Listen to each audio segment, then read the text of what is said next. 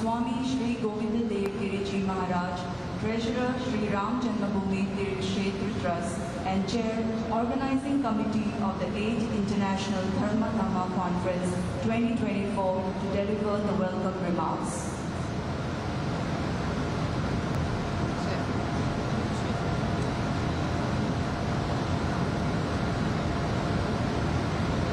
Of the 8th International Dharma Dhamma Conference 2024 to deliver the welcome remarks.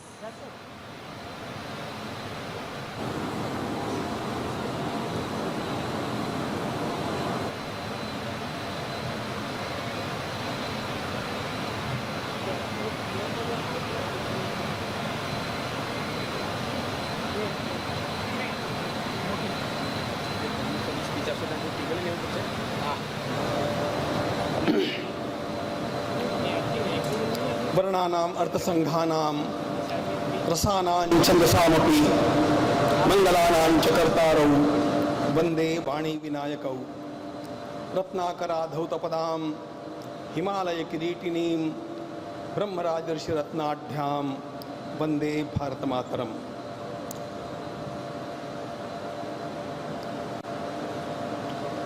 Most respected and honorable stage and dear and respected all. We are really fortunate to participate in the 8th Dharma Dhamma Conference. We have been contemplating upon different topics of these two flows of Indian thought. We all welcome you, the delegates that have come from so many countries here. They are most welcome in this land of compassion, this land of universal brotherhood, this land of knowledge. Bharat has given the whole world the light of knowledge in every walk of human life. In the science of physics, mathematics, chemistry, metallurgy, human sciences, sociology, philosophy, political science, and whatnot. This light of knowledge has always gone out of Bharat with most compassion and love for mankind. We regard the whole world as one family. We always utter the shloka from Yoga Vasishtha, Ayan Nija Parvaveti, Ganana Laguchetasam, Udar Tirtanantu, Vasudhaiva Kutumbakam. And therefore, here, when these two flows like Gangaji and Yamuna are meeting here, the two flows of Vedic knowledge, that is Dharma, and Buddhistic thought, that is Dhamma, they are just like Ganga and Yamuna, and they have enriched the soil here. And today, in the light of globalization and this atmosphere of nearness that has been brought by the science, it's reaching every nook and corner of the planet and enriching all the people. When we are here today, we have chosen the topic of cosmology according to Dharma and Dhamma. This is a very, very important topic, and the contemplation and the papers being read here, they will show light upon the scope and depth of Bharatiya knowledge system. And therefore, with all respect, I welcome all of you, and let us try to create a nobler world, a world more loving, having more compassion, and having universal brotherhood. Thank you, all of you. Thank you, Swamiji. Now we will hear the invocation.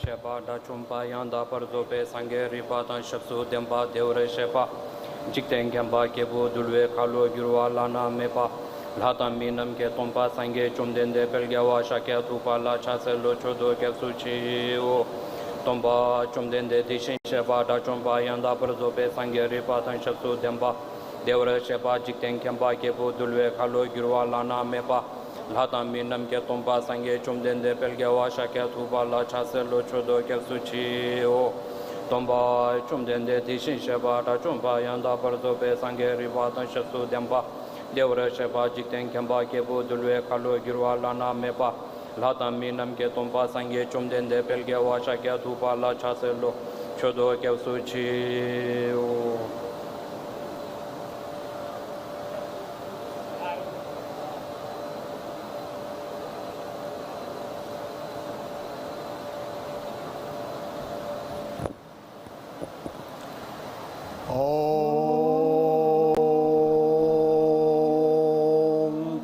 संगच्छध्वं संवदध्वं संवो मनांसि जानता देवाभागै यथा पूर्वे संजानाना उपासते ईशावास्यमिदं सर्वं यत्किञ्चित् जगत्यां जगत् तेन त्यक्तेन भुञ्जित्वा मा गृधः कस्य स्विद्धनम् अयं निजं परो वेत्ति गणनां लघुचेतसाम् उदारचरितानां तु वसुधैव कुटुम्बकम् सर्वे भवन्तु सुखिनः सर्वे सन्तु निरामयाः सर्वे भद्राणि पश्यन्तु मा कश्चित् दुःखभाग् भवेत् ॐ शान्तिः शान्तिः शान्तिः सुशान्तिर्भवतु।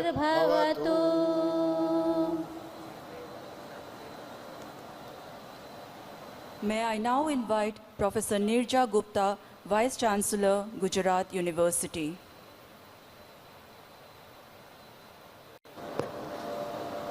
Namaste. I most humbly invite our Honorable Governor Sir with this inscription, Gujarat के आदरणीय राज्यपाल श्री आचार्य देवव्रत जी, जो न मात्र गुजरात में परंतु पूरे भारत में प्राकृतिक खेती के मिशन को लेकर चल रहे हैं, वे माननीय उपराष्ट्रपति जी श्री जगदीप धनखड़ जी को प्राकृतिक कृषि उत्पाद भेंट करेंगे। प्राकृतिक कृषि हमारे किसानों की आय बढ़ाने और ग्रामीण अर्थव्यवस्था को सशक्त करने का एक सशक्त साधन है। आज के इस शुभ अवसर पर हम सभी को प्राकृतिक कृषि अपनाने और प्राकृतिक कृषि उत्पादों को अपनाने के लिए प्रेरित करते हैं, ताकि हम एक स्वस्थ और समृद्ध भविष्य की ओर बढ़ सकें। अस्तु।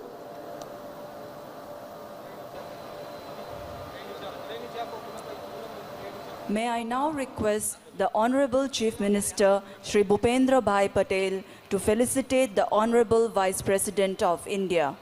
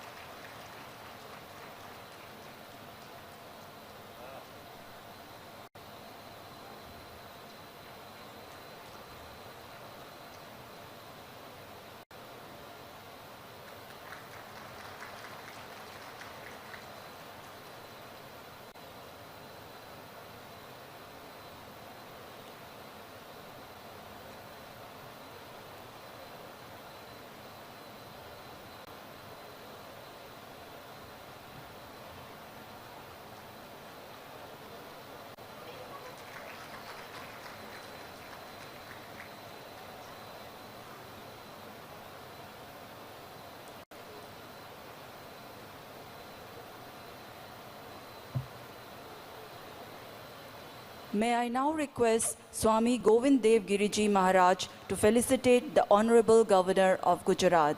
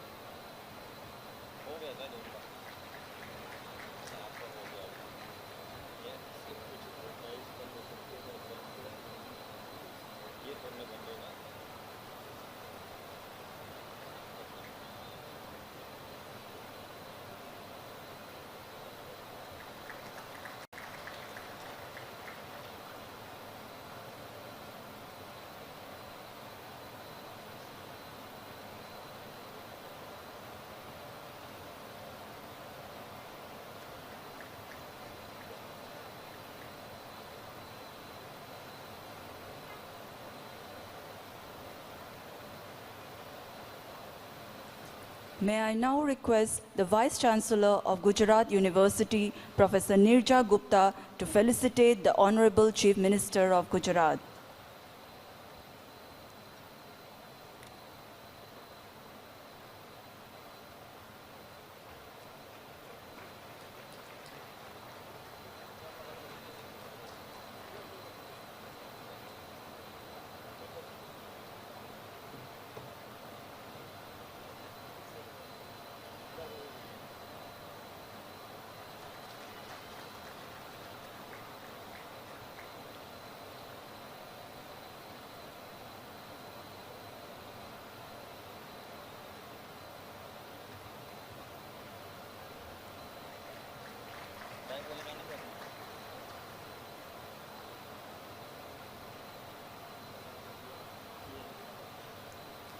May I now request Professor Nirja Gupta, Vice Chancellor, Gujarat University, to deliver her introductory remarks. Sadar Vandan.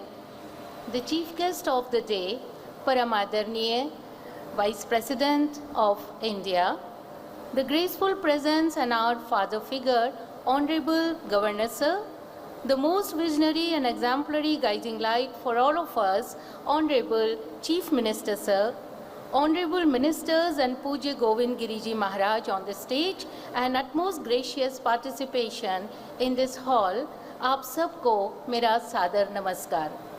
Gujarat University in its 75th year welcomes you all to the land of Sabarmati, Statue of Unity, Dwarika, Somnath, Divni Mori and Palitana.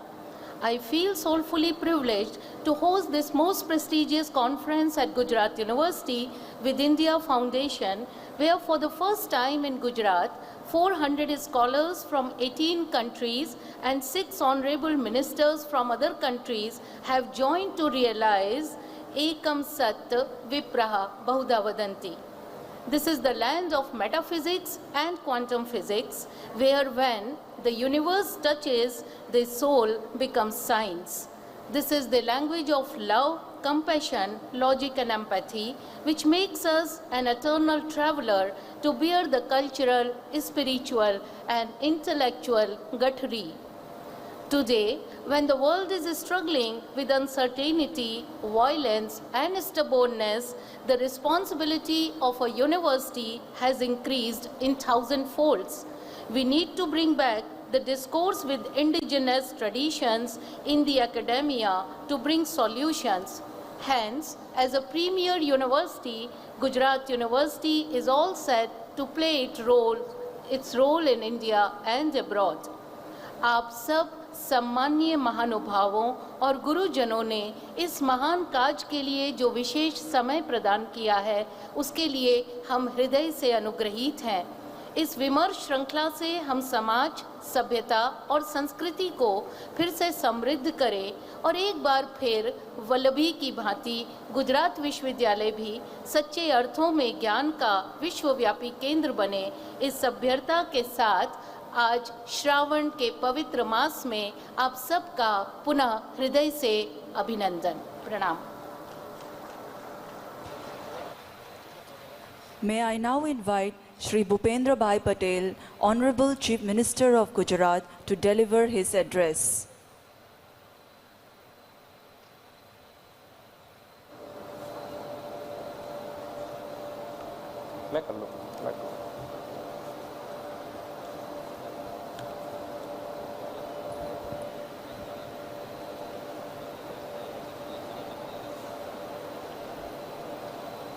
Gujarat विश्वविद्यालय और India foundation के संयुक्त उपक्रम में आयोजित धर्मधम अंतर्राष्ट्रीय conference के 8वें संस्करण के उद्घाटन सत्र में हमारे साथ मंच पर उपस्थित देश के सम्माननीय उपराष्ट्रपति श्री जगदीप धनखड़ जी, राज्य के महामहिम राज्यपाल श्री आचार्य देवव्रत जी, श्री राम जन्मभूमि तीर्थ के खजांची श्री स्वामी गोविंद देवगिरी जी महाराज, श्रीलंका के सांस्कृतिक विभाग के मंत्री श्री विदुर विक्रम नायक, भूटान के गृह मंत्री श्री तेर सिंह जी, नेपाल के प्रवासन मंत्री श्री बद्री प्रसाद पांडे जी, गुजरात विश्वविद्यालय के कुलपति प्रोफेसर नीरजा गुप्ता जी, आमंत्रित सभी अतिथिगण, प्रेस मीडिया के मित्र, आप सभी को मेरा नमस्कार. विश्व भर से भिक्षु, संत, आचार्य और विद्वान इंडिया फाउंडेशन और गुजरात विश्वविद्यालय द्वारा संयुक्त रूप से आयोजित धर्मधम सम्मेलन के 8वें संस्करण के लिए आध्यात्म और ऐतिहासिकता की पौराणिक भूमि गुजरात पधारे हैं. आप सभी का गुजरात की इस पवित्र भूमि पर मैं स्वागत करता हूं. गुजरात के कई शहरों में प्राचीन समय से ही बौद्ध शिक्षा केंद्र की लंबी विरासत है. वल्लभी, देवनी मोरी, अटाली खेत, आनंदपुर और सौराष्ट्र के खंभालीड़ा में आज भी बौद्ध गुफाएं, स्तूप और विहार मौजूद हैं. इसी तरह से गुजरात की यह धरती धर्म और धम्म का सही संगम है. मुझे ये बताते हुए गौरव हो रहा है कि विश्व के सर्वाधिक लोकप्रिय नेता और हमारे यशस्वी प्रधानमंत्री श्री नरेंद्र भाई मोदी की जन्मभूमि वडनगर में हुए उत्खनन में पता चला है कि यहाँ प्राचीन समय से ही बौद्ध धर्म की उपस्थिति रही है. वडनगर में दूसरी शताब्दी से 7वीं शताब्दी तक एक बौद्ध मठ था, जहां हजारों बौद्धिक भिक्षुओं को शिक्षा दीक्षा देने का कार्य किया गया था। प्रधानमंत्री श्री नरेंद्र भाई मोदी जी ने हमारी इस बहुमूल्य विरासत का संवर्धन करते हुए हमें विकास भी और विरासत भी का मंत्र दिया है। हमारी धार्मिक परंपराओं की सुंदरता यह है कि इसका प्रत्येक तार ब्रह्मांड से जुड़ा हुआ है। भारत की संस्कृति भी समग्र ब्रह्मांड को एक परिवार मानते हुए वसुधैव कुटुंबकम की ही रही है। पिछले साल G20 समिट में भी दुनिया ने देखा कि वन अर्थ वन फैमिली का मंत्र देकर प्रधानमंत्री श्री के नेतृत्व में भारत ने वसुधैव कुटुंबकम की भावना को सार्थक किया है। समग्र ब्रह्मांड के चिंतन के साथ ब्रह्मांड के विज्ञान की परंपरा भी हमारी प्राचीन संस्कृति से जुड़ी है। आज एक महत्वपूर्ण दिन भी है। पिछले वर्ष आज ही के दिन भारत का चंद्रयान सफलतापूर्वक चंद्र पर लैंड हुआ था। इस सफलता को सेलिब्रेट करने के लिए प्रधानमंत्री जी ने 23 अगस्त को नेशनल स्पेस डे के रूप में मनाने की घोषणा की थी। आज देश प्रथम नेशनल स्पेस डे मना रहा है, तब यह कॉन्फ्रेंस भारत के प्राचीन ब्रह्मांड विज्ञान का महत्व उजागर करने का माध्यम बनी है। आदरणीय प्रधानमंत्री जी के नेतृत्व एवं मार्गदर्शन में नेशनल स्पेस डे के लिए सभी वैज्ञानिक, अधिकारी तथा पदाधिकारी और समग्र भारत की जनता को बहुत बहुत बधाई एवं शुभकामनाएं। इस कॉन्फ्रेंस के लिए गुजरात का चयन उपयुक्त है। गुजरात आज भारत में विकास के रोल मॉडल के रूप में दिखा रहा है। इसके मूल में हमारे प्रधानमंत्री श्री नरेंद्र भाई मोदी जी का ही परिश्रम और दूरदर्शिता रहे हैं। आज पूरा देश उनके नेतृत्व में विकसित भारत एट 2047 तथा विश्व मित्र बनने की दिशा में तेज गति से आगे बढ़ रहा है। आज के इस कार्यक्रम के माध्यम से हम प्रधानमंत्री श्री के दोनों महत्वपूर्ण मिशन को पूरा कर रहे हैं। इसमें से एक है बौद्ध इंटरनेशनल सर्किट का विकास, दूसरा है भारत को विश्व मित्र बनाने का प्रधानमंत्री जी का विजन। शिक्षा और ज्ञान के क्षेत्र में भारत विश्व मित्र बनने के लिए प्रतिबद्ध है। गुजरात यूनिवर्सिटी विदेशी परिसर खोलने वाली पहली पब्लिक यूनिवर्सिटी है। भारत के बाहर रहने वाले प्रवासी भारतीयों के लिए हमारे दिल में बहुत आदर है। युगांडा में बड़ी संख्या में गुजराती समुदाय मौजूद है। ये हमारे लिए खुशी की बात है कि आज इस कार्यक्रम में उद्घाटन के लिए विशेष रूप से युगांडा के राजदूत श्री कियोंगिरी मार्गरेट लुशी भी पधारे हैं। मुझे विश्वास है कि कंपाला में युगांडा का परिसर पूर्व अफ्रीका के पूरे क्षेत्र को सेवाएं प्रदान करेगा और हमारा बंधन मजबूत होगा। आदरणीय प्रधानमंत्री जी का मानना है कि भगवान बुद्ध और बौद्ध दर्शन भारत और एशियाई देशों के बीच एक मजबूत सेतु के समान है और इसके माध्यम से हम सभी एक संस्कृति से जुड़े हुए हैं। हाल ही में 15 अगस्त स्वतंत्रता दिवस के अवसर पर प्रधानमंत्री जी ने लाल किले की प्राचीर पर से समग्र विश्व को संदेश देते हुए कहा था कि भारत बुद्ध की भूमि है, युद्ध की नहीं। मुझे विश्वास है कि इस कॉन्फ्रेंस के माध्यम से धर्म और धम्म से जुड़े देशों की एकता मजबूत होगी और सभी देशों के विकास और तेज गति मिलेगी। इस सम्मेलन में सहभागी सभी अतिथियों का गुजरात की धरती पर एक बार फिर से स्वागत करते हुए मैं अपनी वाणी को विराम देता हूँ। भारत माता की जय, वंदे मातरम, जय जय गरीब गुजरात।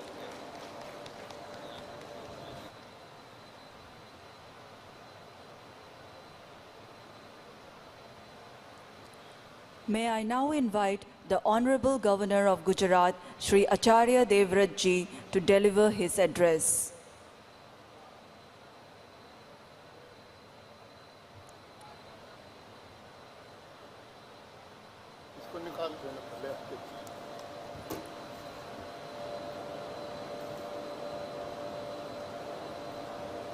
ओम इंडिया फाउंडेशन एवं गुजरात विश्वविद्यालय द्वारा आयोजित 8वें अंतर्राष्ट्रीय धम्म सम्मेलन में उपस्थित भारत के बहुत ही आदरणीय उपराष्ट्रपति माननीय श्री जगदीप धनखड़ जी, प्रदेश के लोकप्रिय मुख्यमंत्री आदरणीय श्री भूपेंद्र भाई पटेल जी, हमारे बीच में शीर्षस्थ आश्रम में दीक्षित पूज्य स्वामी श्री गोविंद देव गिरी जी महाराज, आदरणीय श्री विदुर विक्रम नायका जी, बुद्ध शासन धार्मिक एवं सांस्कृतिक मामलों के मंत्री श्रीलंका, आदरणीय श्री शेरिंग जी, गृह मंत्री रॉयल गवर्नमेंट ऑफ भूटान,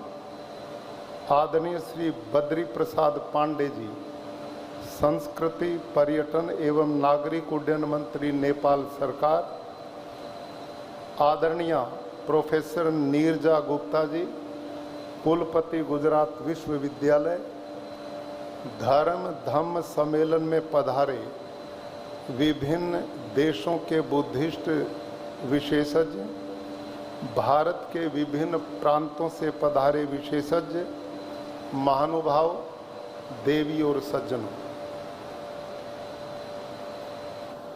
हमारे यहाँ उपनिषदों में कहा है यथा ब्रह्मांडे तथा पिंडे, जो नियम ब्रह्मांड में काम करता है वही नियम हमारे शरीर में भी काम करता है। भारतीय ब्रह्मांड विज्ञान आध्यात्मिक चेतना से ही चलता है और आध्यात्मिक चेतना का मूल आधार हमारा मन है। यूएनओ के विधान में एक बात लिखी है कि जो युद्ध मैदान में लड़े जाते हैं वो मैदान में लड़ने से पहले मानव के मन की भूमि में लड़े जाते हैं। आप और मैं जब किसी पड़ोसी से लड़ना चाहते हैं तो लड़ने से पहले क्या क्या दूसरे को अच्छी बुरी कहनी, पहले मन में उनका विचार करते हैं, फिर उन पे चढ़ाई करते हैं। ये मूल सिद्धांत है जो भारतीय दर्शन ने पहचाना कि मानव में सबसे बड़ी चेतना का आधार उसका मन होता है। और धर्म जो शब्द है, धम्म पाली का शब्द है, दोनों का अर्थ एक ही होता है। भाई और बहनों, धर्म जो है ये क्या है? हमारे भारतीय ऋषियों ने वैदिक काल से एक बात कही, वेदो अखिलो धर्म मूलम, धर्म का मूल आधार वेद हैं और उन्हीं का चिंतन हमारे यहाँ उपनिषदों में, रामायण में, महाभारत में और हमारे धार्मिक ग्रंथों में मिलता है। धर्म जो शब्द है इसका बहुत बड़ा प्रचार महात्मा बुद्ध ने किया और उनकी मान्यता थी कि धर्म का मूल सिद्धांत क्या है। हमारे यहाँ इसके बारे में कहा धारणात धर्म इत्याहु। धर्म किसे कहते हैं? जिसके धारण करने से धारण करने वाला भी सुखी हो और जो उसके संपर्क में आता है वो भी सुखी हो। मानव जीवन को अति सरल करना, उसको दयालु बनाना, करुणामय बनाना, सहिष्णु बनाना, ये मूलभूत सिद्धांत धर्म के रहे हैं। महर्षि मनु ने बड़ी लंबी व्याख्या धर्म की है। धृति क्षमा दमो अस्तेम शौचम इंद्रिय निग्रह धीर विद्या सत्यम क्रोधो दशकम धर्मम लक्षणम। उन्होंने धर्म के 10 लक्षणों की व्याख्या की। लेकिन भारतीय ऋषियों ने कहा ये बहुत लंबा मामला है, इसको बड़ा न करके संक्षिप्त बनाओ, ऐसी व्याख्या धर्म की करो कि जिसका सानी कोई दूसरा ना हो, जिसके बाद अन्य किसी सिद्धांत की जरूरत ही ना पड़े। तो इसके लिए भारतीय दर्शन ने क्या कहा कि धर्म किसे कहते हैं? वैशेषिक शास्त्र कहता है यतो अभ्युदय निश्चय सिद्धि स धर्म, वो मूल सिद्धांत जिसके अपनाने से ये जन्म भी सुखी हो जाए और अगला जीवन का मार्ग भी प्रशस्त हो जाए, वहां भी सुख का आधार बने, उसको धर्म कहते हैं। फिर कहा इसकी व्याख्या पूरी करो, तो व्याख्या के लिए इतना सरल सिद्धांत दिया जो दुनिया में और हो ही नहीं सकता। जो अंतिम सत्य सिद्धांत है वो क्या है? स्वस्य च प्रियात्मना परेशान न समाचरेत। धर्म किसे कहते हैं? कि जो मैं अपने लिए चाहता हूं वही मैं औरों के लिए पैदा करूं। मैं ये चाहता हूं मेरा कोई गला ना काटे, तो मैं दूसरों का गला क्यों काटूं? मैं चाहता हूं मुझे कोई दुख ना दे, मैं दूसरों को दुख क्यों दूं?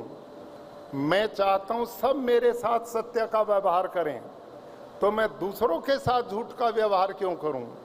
मैं चाहता हूं मेरी वस्तु की कोई चोरी ना करे, तो मैं दूसरे की वस्तु की चोरी क्यों करूं?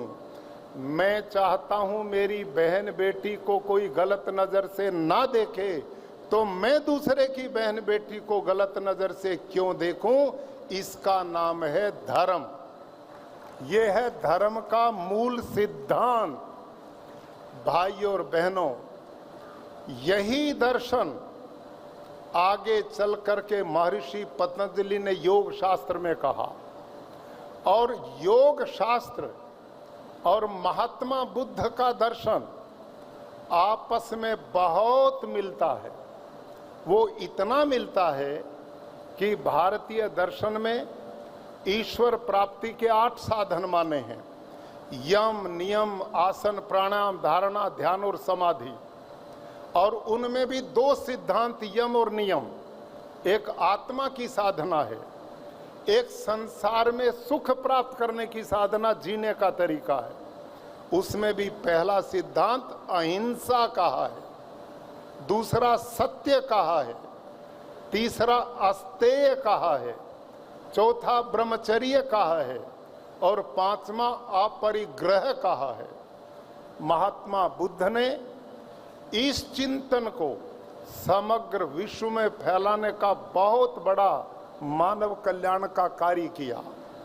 वो सिद्धांत जो विश्व को शांति के रास्ते पर ले जाते हैं, जिसके बारे में भारत के प्रधानमंत्री जी ने, जैसे अभी माननीय मुख्यमंत्री जी ने कहा कि भारत बुद्ध का देश है, युद्ध का देश नहीं है। हम अहिंसा का मार्ग, जिसमें दया है, करुणा है, सहिष्णुता है, परोपकार है, प्राणी मात्र को अपने अंदर देखना है, ये चिंतन भारतीय ऋषियों के द्वारा, वैदिक परंपरा के द्वारा, वेदों के द्वारा, जिन्होंने प्राणी मात्र में अपने भाव को समझा, आज सारे विश्व को इसकी महान आवश्यकता है। भाई और बहनों, आज सारी धरती पर युद्ध के द्वारा मानवता जल रही है।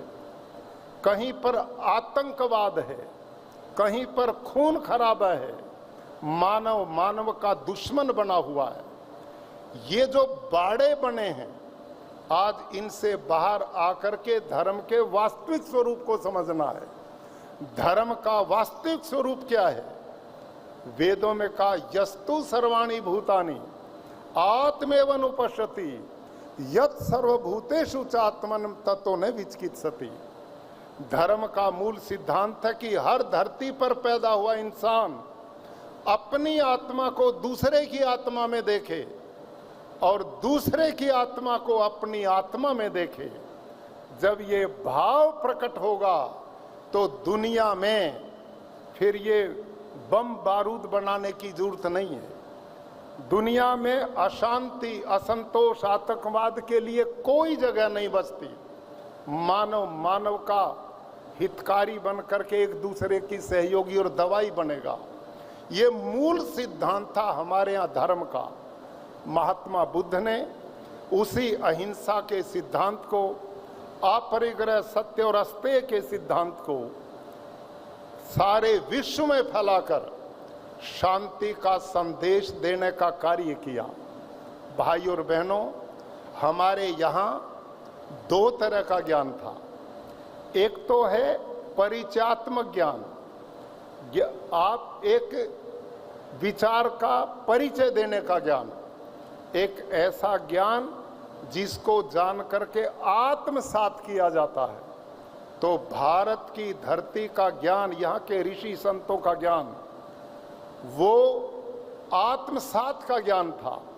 यहाँ नारा दिया जाता था, यन मनसा मनुते तद वाचा वदति, यद वाचा वदति तत्कर्मणा करोति। यहाँ जो अंदर है वो वाणी में आए, जो वाणी में है वो कर्म में आए। और उस कर्म के सिद्धांत को फिर वेदों में कहा कि तुम धरती पर सुख शांति कैसे पैदा कर सकते हो, आपस में तुम कैसे एक दूसरे से व्यवहार करो। यहीं पर वेदों के मंत्र गुंजायमान किए गए थे। संगच्छध्वम संवदध्वम संभो मनांसी जानताम देवा भागम यथा पूर्वे संजाना उपासते। सारे विश्व के लोग आपस में मिलकर के बोलें, मिलकर के संवाद करें, मिलकर के चिंतन करें, एक दूसरे के सुख में सुखी और दुख में दुखी हों और आपस में कैसे प्यार करें। विश्व को शांति का संदेश इससे बड़ा नहीं हो सकता। वेदों में लिखा, सहृदयम सामनस्यम मैं विद्वेषम कृणोमिव अन्यो अन्यम अभिहर्यत वत्सम जातम विभागना। ऐ दुनिया के लोगों, ए मनुष्यों, तुम आपस में एक दूसरे से ऐसे प्यार करो, एक दूसरे से ऐसा प्रेम करो जैसे नई ब्याई हुई गाय अपने बछड़े से प्यार करती है। भाई और बहनों, जब गाय बच्चे को जन्म देती है, उसके ऊपर मल लिपटा होता है। गौ माँ उसके मल को चाट करके प्रसव वेदना भूल जाती है, इतना प्यार अपने बालक से करती है। भारतीय दर्शन ने, वैदिक परंपराओं ने, हिंदू समाज के दर्शन ने सारी विश्व को ये उपदेश दिया था कि हम सब एक परिवार हैं, हम एक दूसरे के सहयोगी बने। वही बात यहाँ जो कही गई, अयम निजः परोवेति गणना लघु चेतसाम उदार चरिता नाम तू वसुधैव कुटुंबकम। ये तेरा है, ये मेरा है, ये अपना है, ये पराया है, ये छोटे लोगों का चिंतन है। हर व्यक्ति मेरा परिवार का हिस्सा है और मैं उसके परिवार का हिस्सा हूँ। ये भाव जिस समय मन में पैदा होता है और हमारा मन इन भव्य विचारों से परिपूर्ण हो जाता है, तो सारा ब्रह्मांड एक शांति का धाम बन जाता है, एक दूसरे का सहयोगी बन जाता है। यही भारत का दर्शन रहा और इसी दर्शन के विचार के द्वारा महात्मा बुद्ध ने और भारतीय समाज ने समस्त विश्व में एकता, प्रेम और भाईचारे का जो संदेश दिया, आज ये संदेश सारी विश्व के लिए शांति, भाईचारा और आने वाली पीढ़ियों तक एक बहुत बड़ा उपदेश देने का कारण बनता है। इन्हीं शब्दों के साथ आओ हम मिलकर अपने इन ऋषि मुनियों के, महात्मा बुद्ध के इन दिव्य विचारों को जनमानस तक पहुंचाकर विश्व को शांति का संदेश दें। धन्यवाद।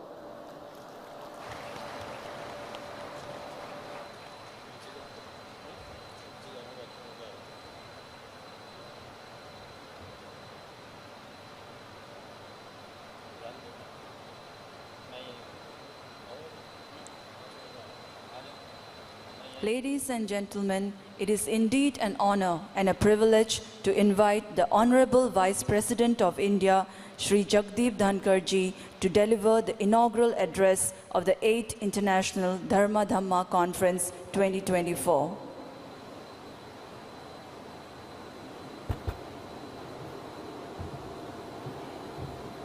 Namaskar.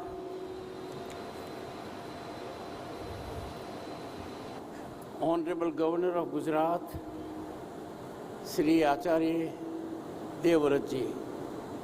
Grateful, sir, for such an enlightened discourse. He has reflected various facets of Dharma in a manner which he alone can do, sir. Sri Bhupendra Bhai Patel, Honorable Chief Minister of Gujarat, reminded us of this day. Grateful, sir. Chandrayaan 3 landed on that part of moon, India being the first country to do so. It was a glorified day for us. चांद के ऊपर तिरंगा और Shiv Shakti point निश्चित हो गए. And will ever be known as Space Day for Bharat, 1/6 of humanity. Honorable Minister Shri Vidura Vikramanayaka, Minister for Buddha Sanma, Religious and Cultural Affairs, Government of Sri Lanka. Honorable Home Minister, Royal Government of Bhutan, Mr. Shering.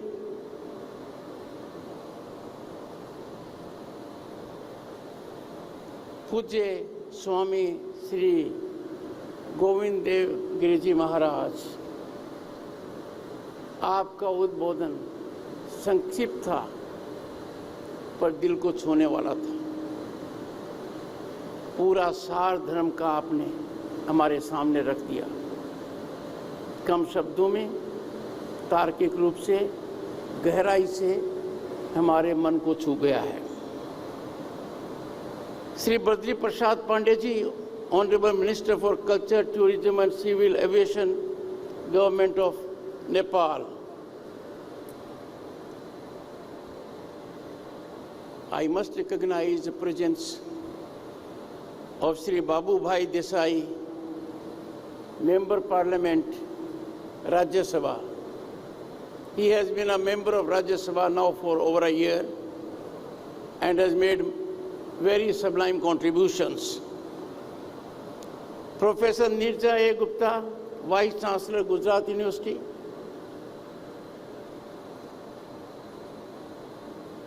Dr. Satyapal Singh ji, Chancellor, Gurukul Kangadi Vishwavidyalaya, former Union Minister, and a person deeply committed to Dharma. Distinguished diplomats, scholars, and audience.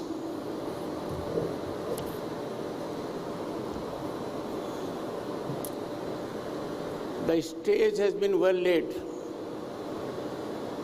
It was enlightened discourse by Sri Govind Dev Ji Maharaj Ji. I am deeply moved by his passionate address. He spoke out of his heart and soul on an issue that is so critical to the welfare of entire humanity, Dharma. I strongly commend convergence of scholars from all over the globe on this point under the aegis of a prestigious think tank, India Foundation and Gujarat University. Friends, amidst galaxy of scholars, knowledgeable persons, I am humbled at this profound honor to deliver inaugural address at the 8th International Dhamma Conference, a gathering that has become a beacon of intellectual and spiritual exploration. The theme of cosmology in Dhamma traditions is much beyond just an intellectual pursuit, much more than a pursuit. It has to be way of life with all of us. This is reflective of a spiritual exploration that seeks to harmonize our understanding of the cosmos with the timeless wisdom of Dharam and Dhamma. Friends, the initiative to focus on the essential identity between the Dharam and Dhamma viewpoints is particularly noteworthy. These thoughts, rooted in the ancient wisdom of Hindu and Buddhist civilizations, are as relevant today as they have been over millennia. Buddha personifies Dharam. Buddha is synonymous with Dharam. The teachings of Dharma and Dhamma have not only endured but thrived continually and continuously, guiding societies in their quest for moral and ethical living. Friends, life devoid of morality and ethical standards cannot be taken to be human existence. The timeless relevance of these principles is evident in how they have shaped the cultural, social, and spiritual landscapes of civilizations across Asia and beyond. From Vedic traditions of India to the Buddhist philosophies that is spread across the continent, the concepts of Dharma and Dhamma have provided a unifying thread. I would go to the extent of saying much needed unifying thread that binds us to a shared heritage of wisdom, compassion, and righteousness. Our ancient scriptures and epics are replete with references of Dharma and Dhamma, illustrating their significance in the cosmological order and human life. In Mahabharata, the great epic that narrates the struggle between righteousness and unrighteousness, Dharam is the central theme. The Bhagavad Gita, a timeless dialogue between Lord Krishna and Arjuna, is a profound discourse on the nature of Dharma and the duties of an individual. Lord Krishna's exhortation to Arjuna to perform his duty without attachment to the results is a powerful reminder of the importance of Dharma in our lives. Those at the helm of affairs at the present need to get a good lesson on this count. Performance of duty has to secure predominance over results. Friends, Bharat, the most vibrant democracy on the planet, is home to 1/6 of humanity. It is on exponential economic rise with unprecedented developmental upsurge, is emerging as a factor to stabilize global order for peace, harmony, and humanity welfare. And there is a rationale behind it. This is premised on this being, for centuries, land of Dharma. The entire world is looking at us. It is the visionary leadership of Prime Minister Modi that is reflected to the global community. We are not living in an age of expansion. Expansion is anti-Dharma. And the Honorable Prime Minister advocated to the global community. Conflagrations and disputes can be resolutely handled only through dialogue and diplomacy. In one substance, the Prime Minister advocated Dharma is solution to all the problems the globe faces today. Friends, particularly my friends from abroad, the 22 paintings in our Constitution, Indian Constitution, thoughtfully given to us by 3 years of painstaking work by founding fathers, members of the Constituent Assembly, are an ode to Indian culture and history, underscoring our commitment to Dharma. In Part 3 of the Constitution that deals with fundamental rights, the rights that are critical to existence of human beings, the rights that are fundamental to humanity, and the painting there is Sri Ram, Devi Sita, and Sri Lakshman, the eternal heroes of India, who symbolize the victory of Dharma over Adharma, are depicted.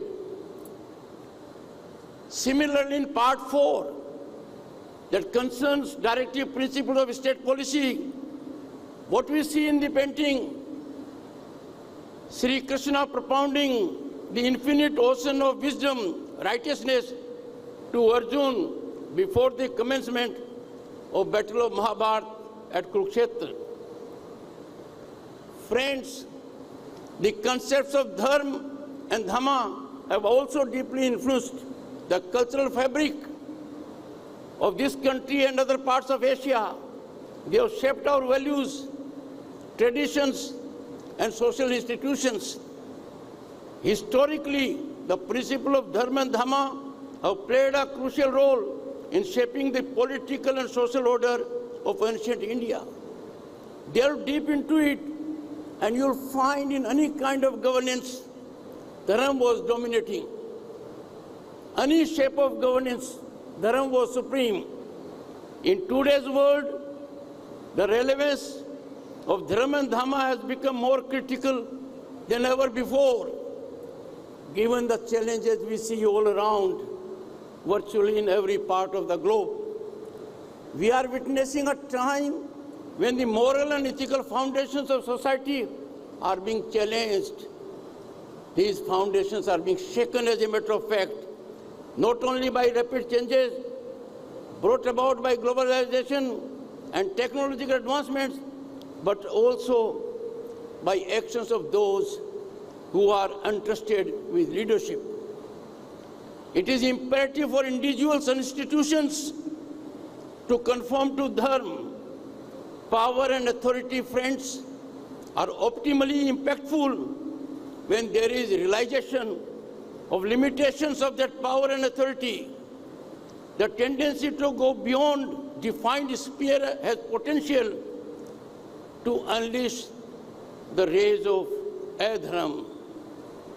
We need to be bound by our limitations to impactfully use our authority. It is quintessentially fundamental that all organs of the state function in harmony and in their defined space and domain.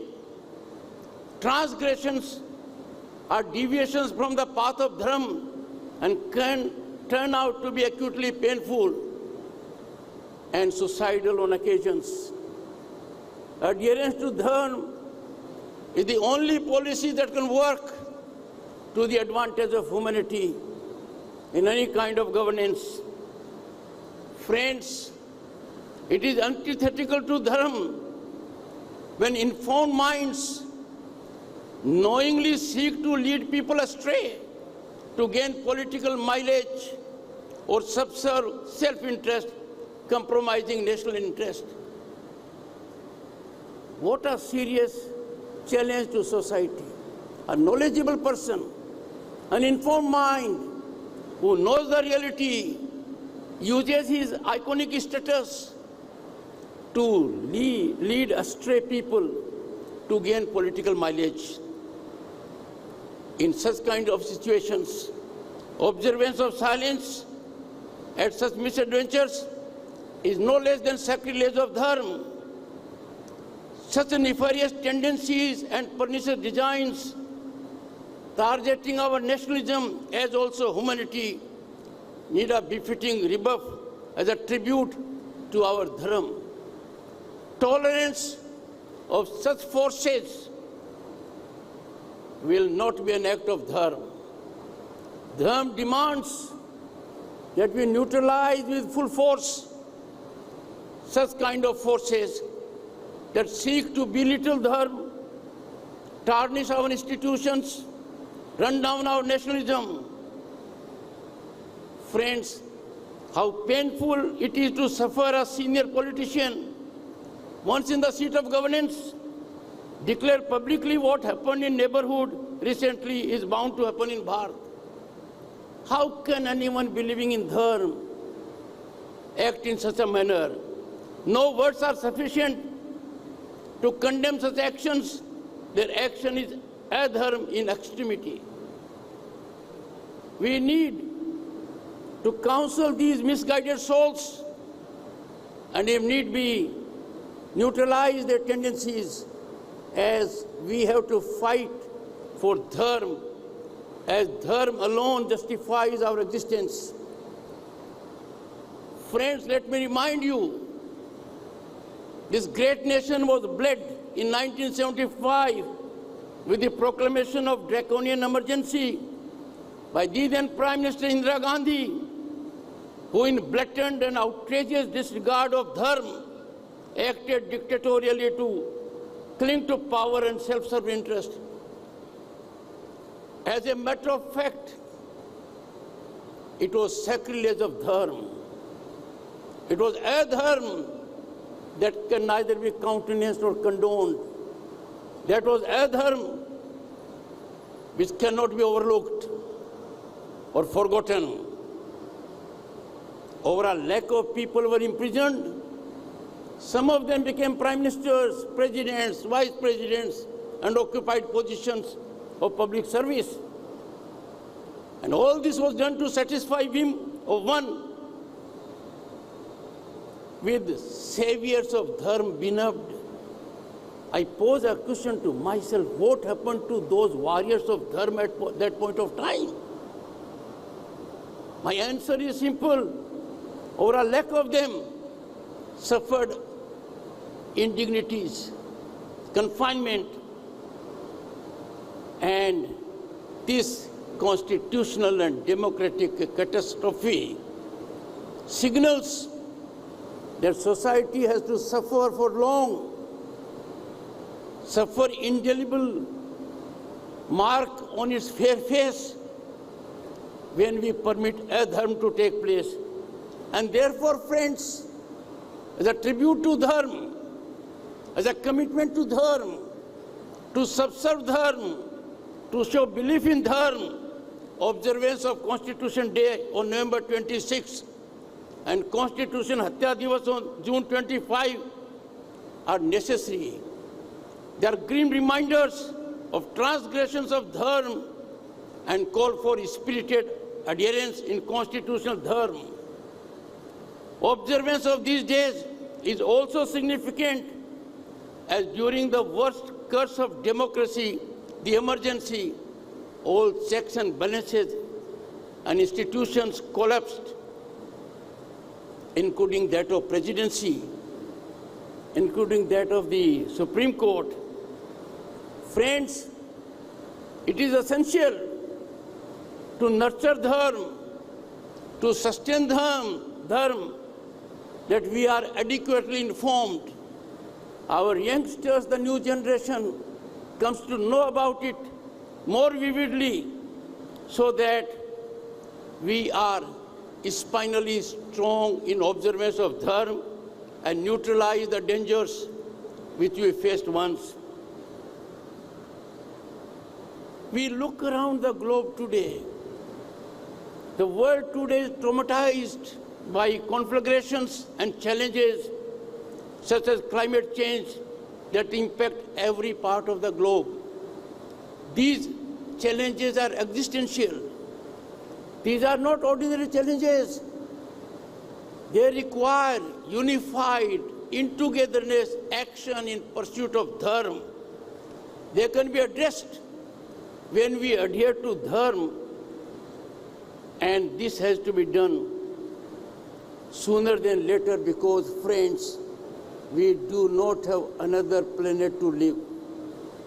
We have no alternative to Earth. And therefore, our survival now depends in containment of this existential challenge of climate change. And this can happen only and only with supreme belief in thought and action about dharma. Let us go to the ancient scriptures. Let us go to our civilizational ethos. Let us look at the journey of this country for the last 5,000 years. And what we find, Vasudhaiva Kutumbakam is reflective of a sense and sublimity of dharma. We have believed in it all throughout. A powerful global message emanated from our G20 presidentship with motto, one earth, one family, one future. This is just not a motto. This is a recipe for our survival. This is a recipe for our existence. This is an ordainment of nature that this planet, let us hand over to future generations in a situation that it is livable. Friends, look around. We violate dharma every day in our lives. Reckless consumption, conspicuous consumption, exploitation of natural resources are beyond sanction of dharma. The earth has enough resources to meet the needs of all, but not enough to satisfy the greed of even one person. Who said so? Mahatma Gandhi said so. But Mahatma Gandhi only reiterated. It is deeply embedded in our scriptures. Time for us to subscribe to this principle. Friends, dharma commands for shunning greed and engaging in optimal use of resources, dictating actions by compassion and empathy. Commitment to dharma is the single uniting factor for the global community that can help address these existential challenges of enormity and unimaginable dimension. We can help humanity get out of this air pocket, deal with this headwind of severe enormity, transact this terrain which is very difficult, only when we clearly understand the meaning and message of dharma. Friends, in the contemporary political scenario, there is a growing concern that many who are entrusted to serve the people are moving away from their dharma. I am referring to people who are enjoined by their position to serve dharma. They are distancing themselves from dharma. Their sacred duty to serve the people with integrity, transparency, and justice is being failed. Instead of upholding the principles of righteousness, some of them are engaging in actions that are contrary to the very essence of dharma. This deviation from moral and ethical responsibilities is a matter of grave concern. It is of deep concern, alarming concern, as it undermines the trust and faith of the people who put them in that position. Friends, it is indeed worrisome that those who expectedly be our guides in nurturing dharma and righteousness, we expect them to lead us with the right path. We expect them to be role models of dharma and righteousness. And what they are doing? They themselves are frequently falling prey to political gain, self-gain, totally ignoring national gain, totally ignoring welfare of humanity. This alarming scenario needs to be arrested. And the only way to arrest it is to make these people conform to dharma. They need to be informed about dharma. Dharma is not abstract. Dharma is a reality. Dharma is that medicine which has solution to all the problems the humanity faces. Let me remind you, friends, when the largest democracy had its constitution, deliberations at the Constituent Assembly exemplified adherence to dharma. For over 3 years, Constituent Assembly met. It dealt with contentious issues, divisive issues, but only through marg of dharma, that is dialogue, deliberation, discussion and debate. Never once they have weaponized disturbance, destruction and challenging the system when Constitution was being formalized. As Vice President of the country, I happen to be Chairman of Rajya Sabha. I have felt the need of observance of dharma. I am pained at the absence of discussion and deliberation. I am traumatized by disruptions, disturbances.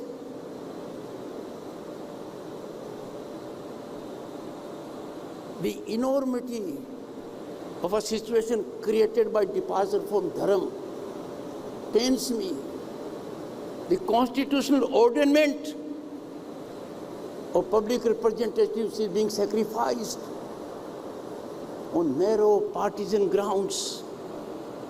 Such a failure of duty is reflection of adharma in its extremity. I beseech you, all of you, to enlighten your representatives. They represent the mood of the nation. And the mood of the nation is engage in your constitutional dharma, work for larger good of humanity, and certainly not create disruption. Certainly not lend wings to narratives that are anti-humanity and anti-national. Friends, I am constrained to say so a little more seriously because we are in times when Bharat is seeking to realize its age-old position of being Vishwaguru. When a marathon march is on, everyone is a stakeholder in that marathon march. That marathon march can climax Bharat at 2047 as a developed nation only when we subscribe to a path duly sanctified by dharma. And simultaneously, we will have to be alert 24/7 to neutralize efforts of adharmis, those who do not subscribe to dharma, to derail our march, only to subserve petty political ends or self-interest. Let us spare no effort to be in service of the people and the humanity. Let us vindicate, in the context of Indian Constitution, our oath to serve the people. Let us not short-charge our citizens, our real masters. Short-charging itself is culpable. But when you short-charge in democracy your masters, that is painful. That is a crime of adharma, which can neither be condoned, countenanced, forgotten, or forgiven. The Constitution, friends, is not just a legal document. It is sacred covenant underscoring our commitment to dharma. It implores us to engage in our duties because those duties are implicit in dharma. Friends, I caution you, if someone uses narratives to taint, tarnish and demean our institutions, someone who engages in adharma. It is our dharma to demolish those narratives. This stance emanates from our sacred scriptures as also from enlightened discourse of Lord Krishna to Arjuna in Kurukshetra. Our silence on these occasions will ever resonate in our ears. I remember someone having said, the silent majority chooses to remain silent, it may be silenced forever.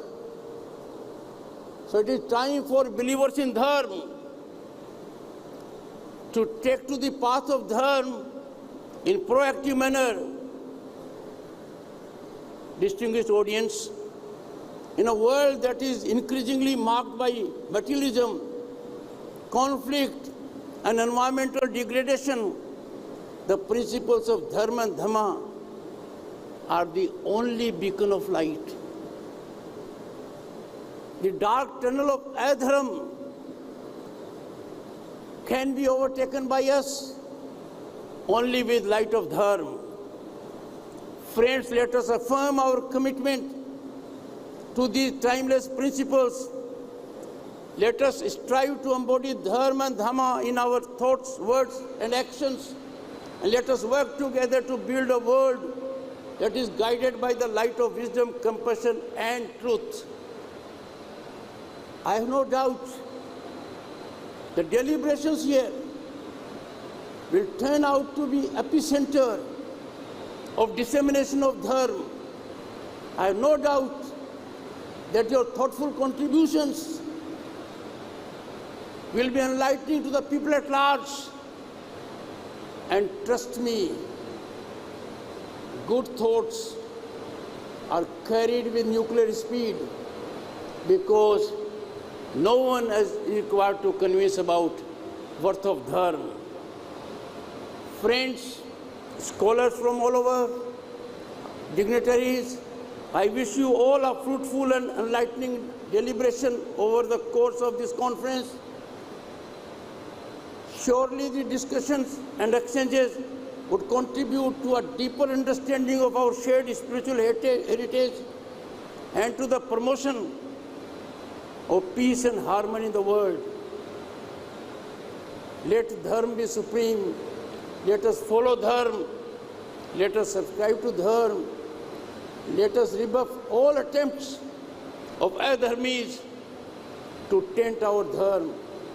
I am grateful for your patience and the opportunity afforded.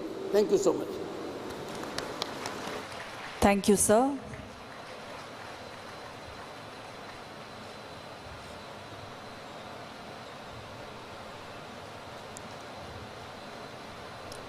I request everyone to rise for the national anthem.